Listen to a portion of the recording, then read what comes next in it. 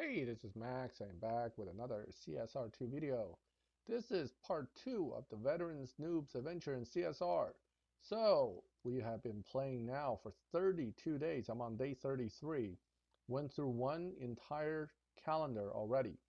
Because the account is still level 49 or 48 when I hit this part, I still got the nice calendar here with plenty of silver keys and actually 11 gold keys. This is going to go away soon enough when you hit a higher level. So if you're a new player and you're enjoying this calendar, just know that you won't be enjoying it forever. It will, in fact, go into a much weaker calendar with a lot less good stuff. So now, the other things that you probably want to look at is with the account being at this point, let's take a look where we are with the cars, okay? I've actually pulled quite a few keys, and the only decent cars that I pulled really comes down to about this one, and maybe that one. I like this one too. But other than that, nothing to write home about. All these cars are kind of bleh. This was a okay pull because it got me through tier 3. I could not get the LBGTR. I pulled a ton of keys. In fact, I pulled about 500 last season, and all I got was a glitched Purple Star RS5, which I even showed in the first video, more Continental GT speeds, which I stripped, uh, more tier 2, tier 3 cars that are, and tier 1 cars that are kind of there. And I ended up having to buy a 2015 GTR just to get through tier 4. But I did manage to finish getting the boss cars for tier 3 and tier 4. So that's a good thing. I beat Ashley using KJ's car. Then I beat Kurtz using the Mustang GP. And finally, I took down Victor using this 2015 GTR I bought from the dealership. And again, if you look, this is as I indicated in the first video, and it has proven consistent, which is as long as you beat the ladder races with a particular car, no matter how you upgraded it or how you tuned it, as long as it can beat this, it can beat the tier and get the boss car. I am actually now looking at Shax, and I'm able to beat him if I want to because I already beat the ladder race. However, I choose not to because I'm really not ready for Tempest 1 anyway. There's no reason to rush past Shax or to get his car because I don't use his car for anything. The good news about getting into tier 5 is this. Each tier, as you reach it, the maximum amount of money you make on map races is based on the tier. So in tier 4, you would only make about 7,000. And before that, when you were still stuck in tier 3, you only 4,500 per map race. Now that you have gained to tier 5, every map race, including Crew Cup, this cup here for the gold, any of these map trials and cups will pay the full amount of 12,500. So you can actually run through a bunch of map races and make a decent amount of money in a day. And then you add on top, if you can now get into a higher tier live racing, you can actually make very good money. Now, Victor was not as hard to take down as I had anticipated. I've heard of a lot of new players complaining, oh, I couldn't get through tier 4, I lost against Victor.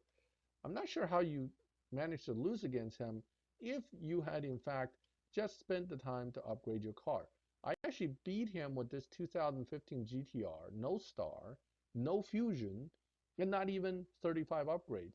I didn't even get to the final upgrades, and the ladder races told me you're ready to go, you could beat him. I wasn't going to waste more money on upgrades if I didn't have to, and I didn't put any fusions in because my goal is to strip this car, and I don't want to spend gold when the time comes.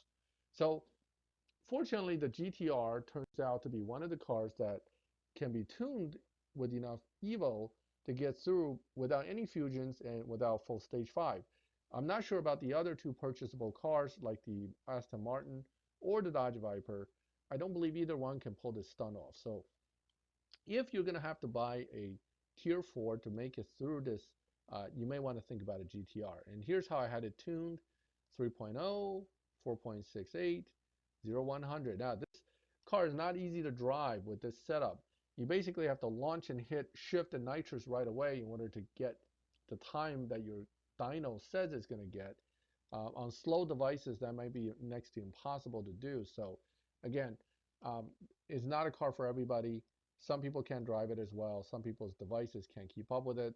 So take that information with a grain of salt, that just because I was able to do it doesn't mean that you'll have the same experience. Now, if you want to be sure, simply throw some fusions on there and upgrade to full stage 5.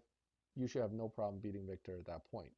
My car was dynoing only a 11, not 11, but a 13.9. I was able to run 13.9s to 14.0s. Now, he ran a 14.1, so it's kind of a close margin, but I'm pretty confident I was able to do it. If you want to be safe, obviously you can upgrade the car to run 13.5, 13.6, and then run them at 13.8, and you won't lose no matter what. So that's the tier 4 and the ladder race technique. You always, as long as you can beat the ladder races in the first 5 bosses, you'll get the boss car. Now, I also got this SVJ this season because I switched myself from the crew I was with initially. They weren't making that much points. My crew had an opening pop up because one of the players decided to quit and just left us with 0 RP gained. Rather than letting the SVJ go to waste, I decided to kind of leverage my relationship with the crew, got in here right at the 20 million mark and got the car. Now, if you do this to other crews, you're going to end up on Facebook with people complaining about you coming in, stealing a car, and running off, okay? So that's not a good technique to do, to join a crew last second, get the car, and then contribute nothing. So now this season, obviously, I'm staying with my crew. I'm going to contribute, and my goal is, of course, to make well over whatever the minimum the crew requires. Now, another thing I did this season in order to get myself set up is I actually paid for keys. Well, how much did I pay? I paid $1.99, okay? Because right at the beginning of this season, well, actually at the end of last season, I should say, oh, I guess Google Play Store is not working because the product's not coming up. Let me just go back. What I did is I got a offer for $199, 625 silver keys, like 1,000 gold, and some money that's negligible. There's also a $199 offer that'll pop up for new players that it's 35 gold keys, a bunch of bronze keys, and some gold. That one's also a very good offer. I'm not sure if you can get both for $199. I believe you get one or the other. Once you get it, you're done. The next offer is going to be $9.99, and then it goes up from there. Out of all the other offers I've ever seen, these $199 offers are one of those that I think if you're willing to spend $2, it's well worth it. Because if you're watching this video and sipping a Dunkin' Donut coffee, you probably spend $2. And that $2 can easily go into that 625 silver keys. And with just a little bit of extra work, I am pretty much set for pulling the Prestige Cup car for this season if I want to. Now, I'm telling you up front, I don't want to. And here's why. This season's Prestige car is a tier 5 car. I'm a new player that's barely making any money, and I need to spend money to upgrade all the time still. The last thing I need is a tier 5 car that costs $6 million to upgrade and becomes pretty useless afterwards because it's a slow tier 5. It's not a bad tier 5. It's actually a pretty nice looking tier 5. It just isn't a card that I want to spend money on. Would I try to pull it? Yes, I'm going to try to spend 3 times 3 pulls to get it. If I get it, I get it. I don't get it, forget it. And if I don't get it, I'm just going to build up silver keys because in the next few seasons coming up, we're going to have a tier 4 Camaro, and then we're going to have a LB NSX as one of the prestige cars. We'll also have a tier 3 and a tier 1 or tier 2. We're not sure yet. There's a Rocket Bunny GTI coming, which I would like to get a hold of. Might be a tier 2 car. So that will help set me up for Tempest.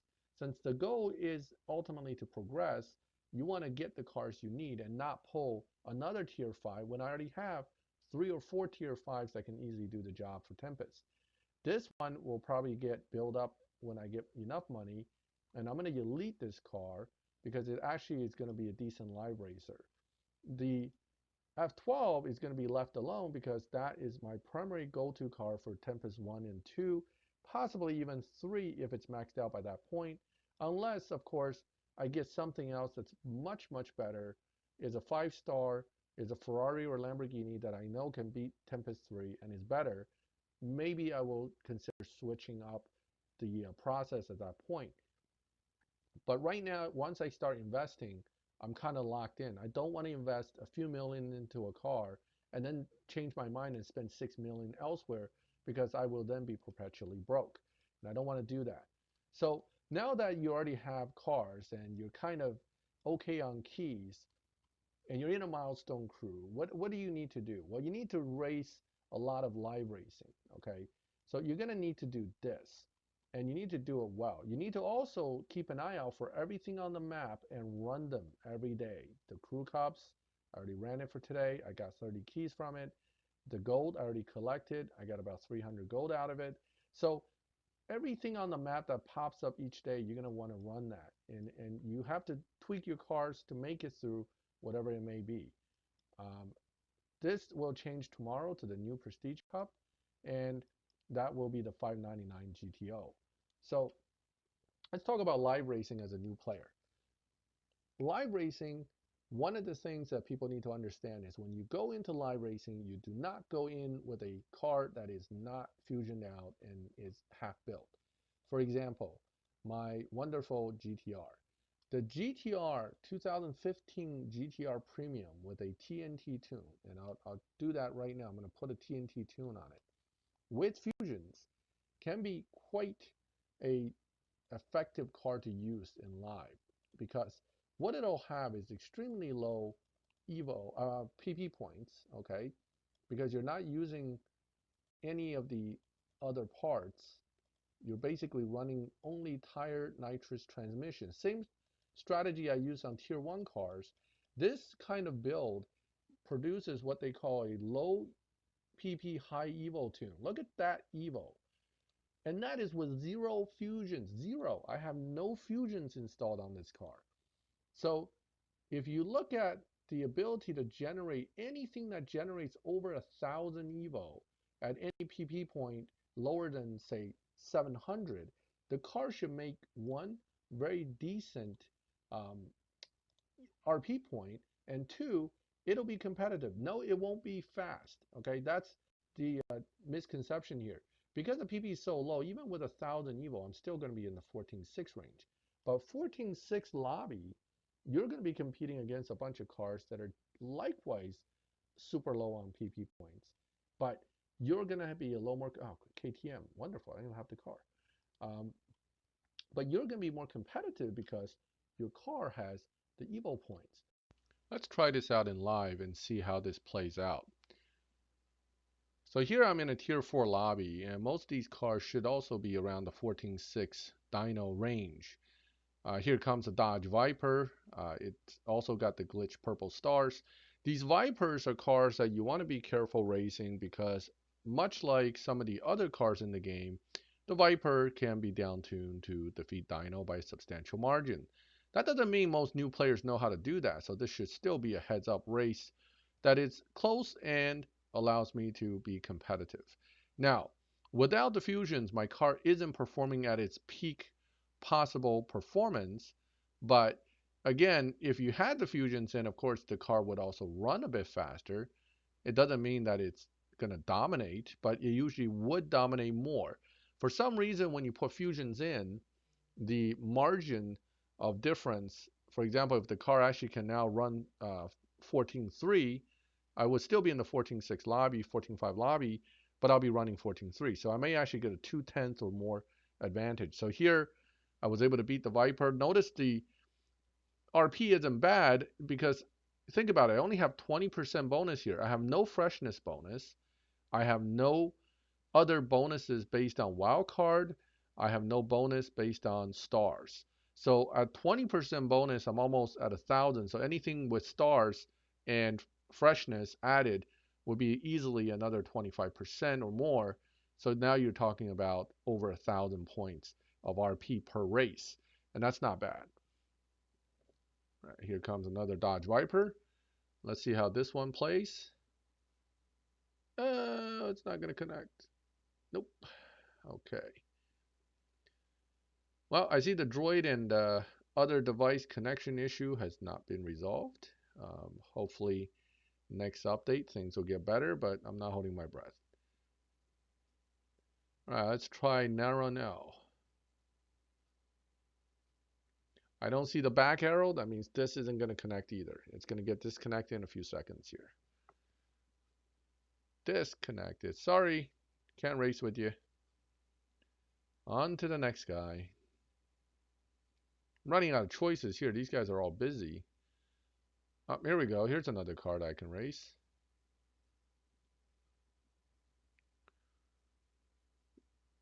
Gwyn Slide Chief 2. All right, that's an Aston Martin Vanquish, another good Tier 4 car. However, the Vanquish, again, generally cannot be tuned to easily defeat Dino unless you're running somewhat of a negative tune. So if he's running a normal Max Evo tune, I should have a pretty decent chance of staying ahead of him. Simply because, again, as I mentioned from the beginning, when you have a low PP high Evo setup, the matchmaking does favor you slightly. I'm not sure why that is. I never looked into it. But this goes back as far as 2 years ago when I started the game. Before the dyno-based matchmaking that we have now, they used to have matchmaking based purely on PP points. And that's when I discovered these low PP high evo tunes. And even with dyno matchmaking, it's still good. So here I beat him by a slight margin again, about 2/10. And then that's kind of good. Any car that's 2/10 margin usually would be able to win. So there's your TNT tune, which works with tier 4, tier 3, tier 2, tier 1 cars, various cars. It is basically leveraging the high evos from certain tunes with certain cars with TNT. Now, this doesn't apply to every car, so you're going to have to test it on different cars, but it does work similar to how it works in tier 1. Now what I'm going to do is I'm going to go back to a tier 5 car and I'm going to show you a different kind of tuning. This is what I call artificial tuning to win by adjusting the dyno tune itself. You're basically doing dyno adjustments to win through tuning rather than winning because your car is generally at max evo and well driven. This technique also doesn't apply to every car, but it applies to some. Let's see what we have in stock. Okay, that's a pretty useless stage 6. I'm going to remove that. This will put my car in a more competitive position. Notice the evo went down even more. I'm running what they call a negative evo tune. This is a dyno buster tune, a cheater tune, whatever people like to call it, and it is not a popular thing with other players when they're on the receiving end of it.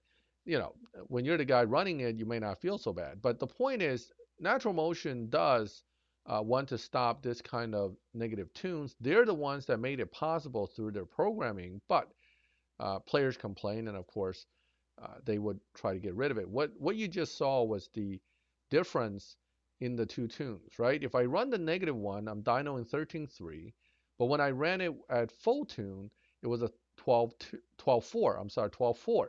So that means with this down tune, I should be able to maintain the performance of the car, which means I should be able to run a 12.4 or better.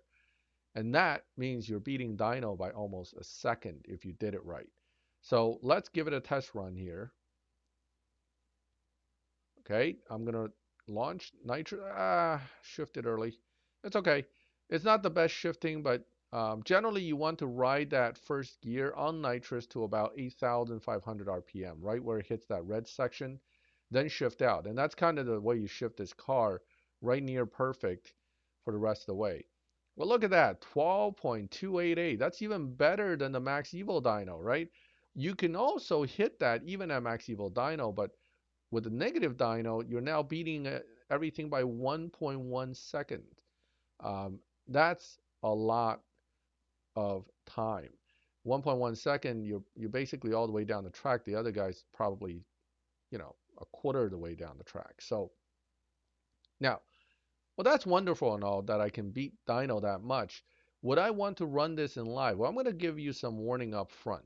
Natural Motion doesn't like it when you try to do this. So they have started to build in fail safes in the matchmaking to avoid letting players get away with this kind of tuning. And what is that? What they do is if you're running 1.1 seconds faster than your dyno, you go into the 13.3 lobby, you run a few times, and then the computer goes, whoa, whoa, whoa, this guy actually is running 12.2. All right, so his average runtime is 1.1 second faster than what his car should be running. Now, lobby matchmaking will be adjusted according to the amount that you've been beating dyno by. You are now in a lobby that's going to be 1.1 second faster than what your dyno says. Once you get bumped that way, you're screwed. Because when you set it back to a normal matchmaking, you're now going to be bumped up into a lobby that's 1.1 second faster. That means when you can only run a 12.8 or a 12.2, I should say, you'll be in a lobby of people running 11.1s. That's not a good thing. So you want to be careful when you run this. So how do you run a negative tune effectively and not get bumped instantly to a faster lobby? Well, you have to run it carefully. Here what I'm going to do is I'm going to run it at the full evo first, so you see what lobby you're in. You're going to be in the 12.4 lobby.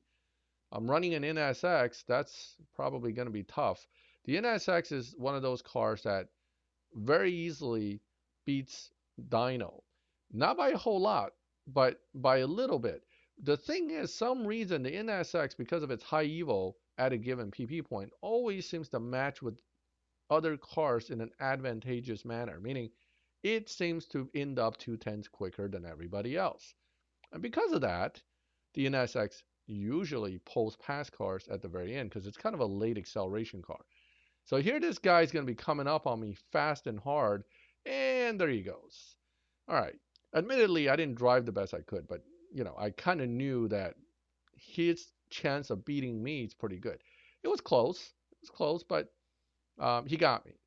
Okay. My best run probably could have been a 12.27 as well, but that 12.270 would not have been easy to hit. So that's the problem with when you have max evo tune, you're not winning because there are cars in the lobby that are just simply better than yours. And my car is lacking fusions, is lacking some parts, so obviously it's not an optimal setup yet. With maximum fusions, I may be in a more competitive setting. So I'm frustrated. I want to go back and I want to win, right? I want to get my keys.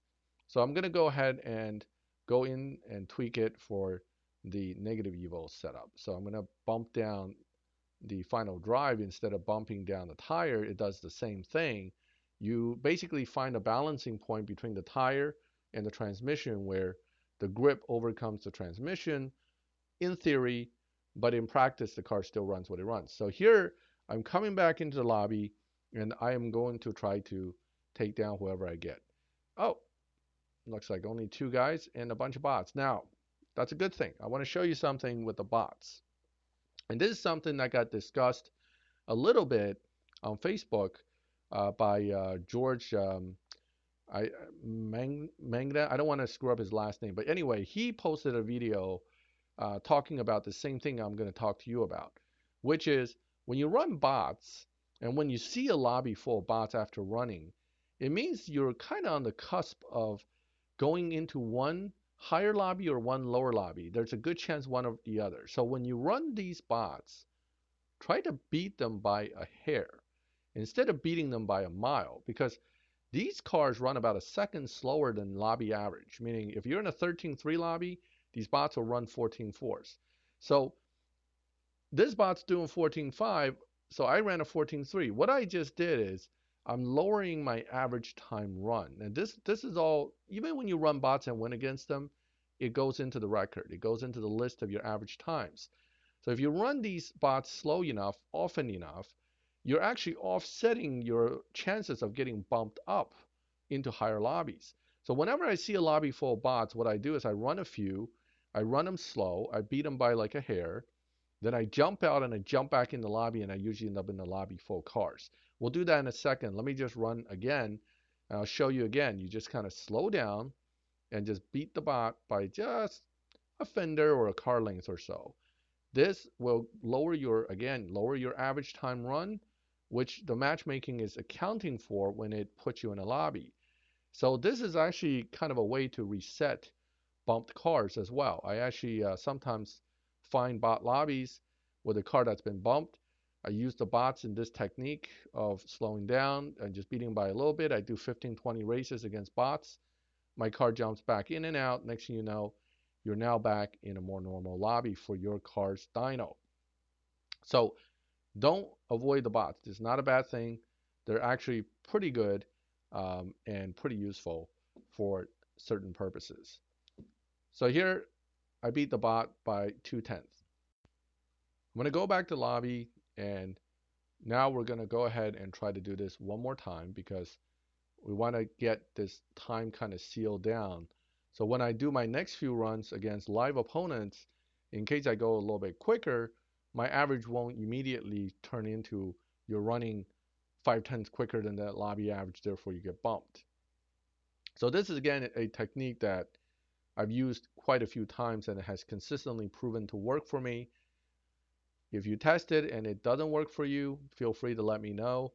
I will be interested in knowing other people's experience with this technique. Now, so again, very easy to beat the bots. They run really slow. So you just, you cruise down a bit, keep your distance ahead. You kind of watch him, see if he's catching you. If he's catching up, you shift up a gear just in case. In this case, I basically stayed in third and I was able to beat him. Um, and that tells you that this car is running very well without nitrous, right? So if I shifted into fourth and fifth, I probably would have beaten my dyno or at least matched dyno without even using nitrous. Okay, now you see some cars have popped in. I'm actually going to jump out of this lobby and then jump back in, and it'll be all different cars because you have already adjusted your position in these lobbies according to the average time and number of wins. So let's see if we can match up with C-Dub. Oh, no, no good. Nope, no sir. Denied.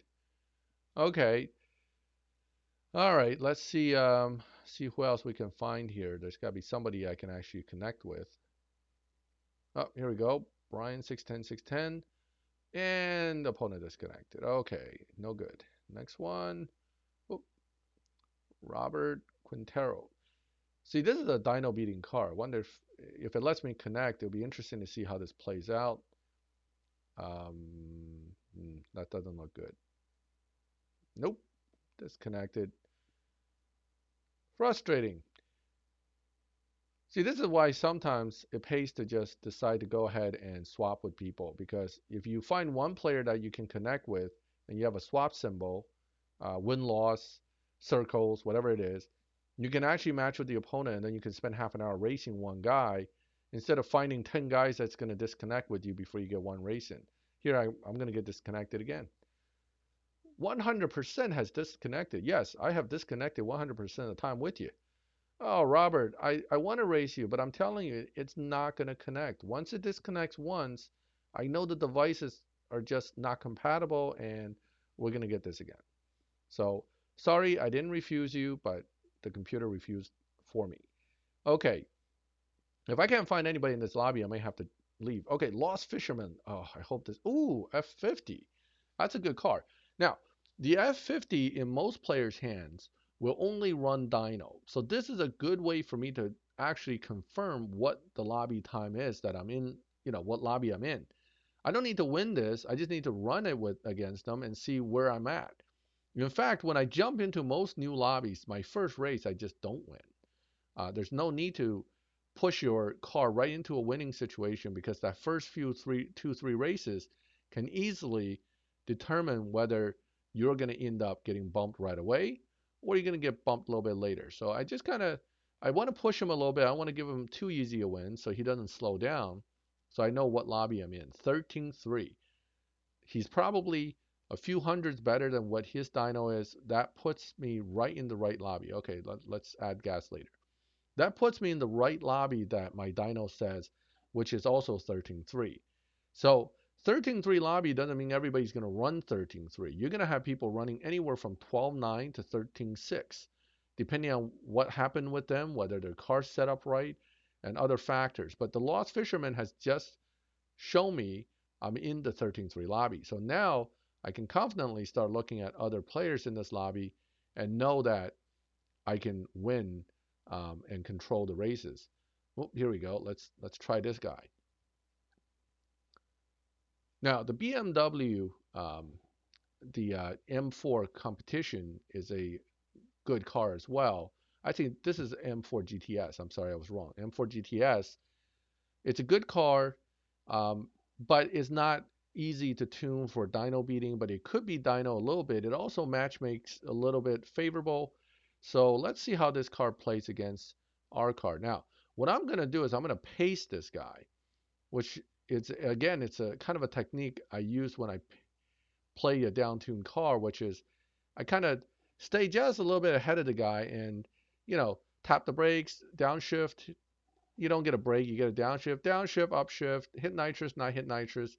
You basically get a feel for their car and you stay about a tenth ahead of them, which is about a car length. And that guarantees I win. Now notice he ran a 13-1. That's a pretty good time in a 13-3 lobby. He normally probably would be winning. But in this case, I have a car that simply is just tuned to not lose. And I'm just driving it carefully to not run too much quicker than where I should be. Okay, so that was a negative Evo Tune car. I'm going to go ahead and collect some of these. 10 tokens, not bad. It says donate 20, I'll donate later. And I'll collect the final reward. I wonder what that might be. Usually it's something cheesy like 970 RP points. So you've now seen two ways of tuning a F12, which is one is a positive Evo tune, and another one is a negative Evo tune. And that's kind of where you have to be smart about how you want to have your car set up. You learn about tuning. As a new player, your car's going to not be that competitive with positive Evo tunes initially, so there's no shame in using a negative Evo tune, but you do have to understand your RP gains are going to suffer too.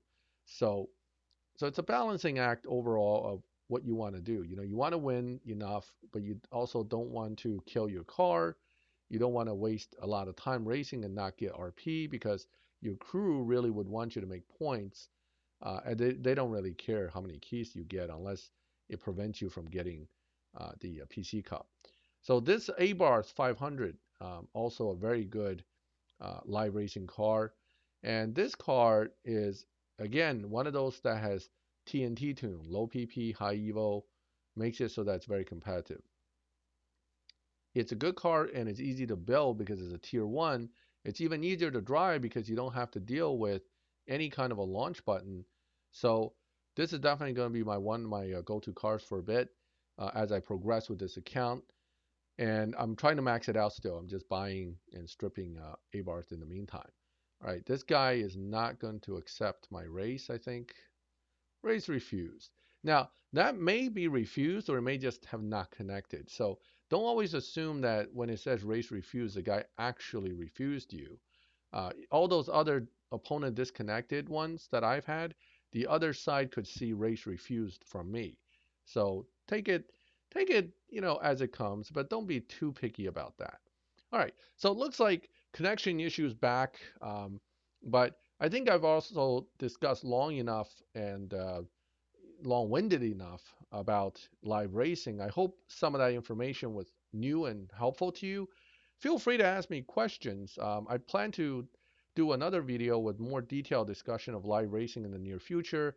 I may also do a live stream where I race 15 different cars, one after the other, to show that there's way more cars that can beat Dyno in the game than people may think.